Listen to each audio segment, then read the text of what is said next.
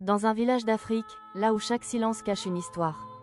Il était une fois, au cœur de l'Afrique centrale, un royaume ancien et respecté, Kibassa. Une terre où les ancêtres vivaient dans la mémoire des hommes, où les tambours annonçaient la joie comme la guerre, et où le destin ne se laissait jamais défier sans conséquence. Kibassa était gouverné par le roi Passy, un homme juste et aimé. À ses côtés, la reine Marbella, belle et généreuse, adorée de tous. Mais malgré leur amour et la paix, un poids pesait sur le palais. Marbella ne pouvait donner d'héritier au royaume. Les saisons passaient, les années s'écoulaient, et le trône restait vide. Dans le silence de la nuit, Marbella priait, pleurait et offrait des sacrifices aux ancêtres, demandant pardon pour des fautes qu'elle ne connaissait même pas. Le peuple commençait à murmurer, un royaume sans héritier est un royaume fragile. Les ancêtres sont-ils en colère ? Une nuit, lorsque la lune brillait rougeâtre, Marbella quitta le palais. Seule, elle pénétra dans la forêt interdite, un lieu où les esprits parlaient encore. Là, une vieille dame l'attendait, courbée, vêtue d'habits usés, mais ses yeux brillaient d'une lumière inquiétante. « Reine de Kibassa, je connais ta douleur, » lui dit-elle. Elle tendit une bague gravée de symboles anciens. « Porte cette bague, tu enfanteras. » Mais chaque don qui force le destin a un prix. Aveuglée par son désir de devenir mère, Marbella accepta. Et au moment où elle passa la bague, un vent violent traversa la forêt.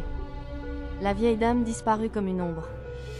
Quelques lunes plus tard, Marbella tomba enceinte. Kibassa célébra pendant des jours et des nuits. Mais le jour de l'accouchement, le ciel s'assombrit, la pluie tomba violemment, le tonnerre gronda, et la terre sembla trembler. Marbella mit au monde deux garçons, Kanza, noir comme la nuit, robuste et puissant, et Lion, blanc comme l'ivoire, silencieux et profond.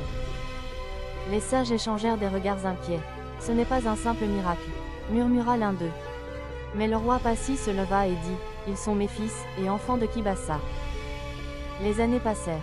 Kanza devint fort, courageux, charismatique, aimé du peuple. Et Lion, lui, était différent, silencieux, intelligent, observateur, et comprenait des choses que personne d'autre ne voyait. Les anciens le craignaient, il voit trop, il n'est pas comme nous. Même au palais, la bague sur le doigt de Marbella brûlait parfois sa peau. Un rappel silencieux du prix du don. Un jour, le grand devin Maléwa consultait les ancêtres. Il parla d'une voix tremblante. Deux frères sont nés d'un même ventre. L'un portera la couronne, l'autre portera la chute du royaume. La peur entra dans le cœur des hommes. Le regard porté sur Élion changea. Le doute devint rejet. Une sécheresse frappa Kibassa, suivie de maladies et mauvaises récoltes. Les regards accusateurs se tournèrent vers Élion. Une nuit, une foule en colère marcha vers sa demeure. Mais Élion avait disparu. Sur le sol, un symbole gravé, le même que la bague de la reine. Élion erra longtemps dans la forêt interdite. Là, il retrouva la vieille dame, qui révéla la vérité.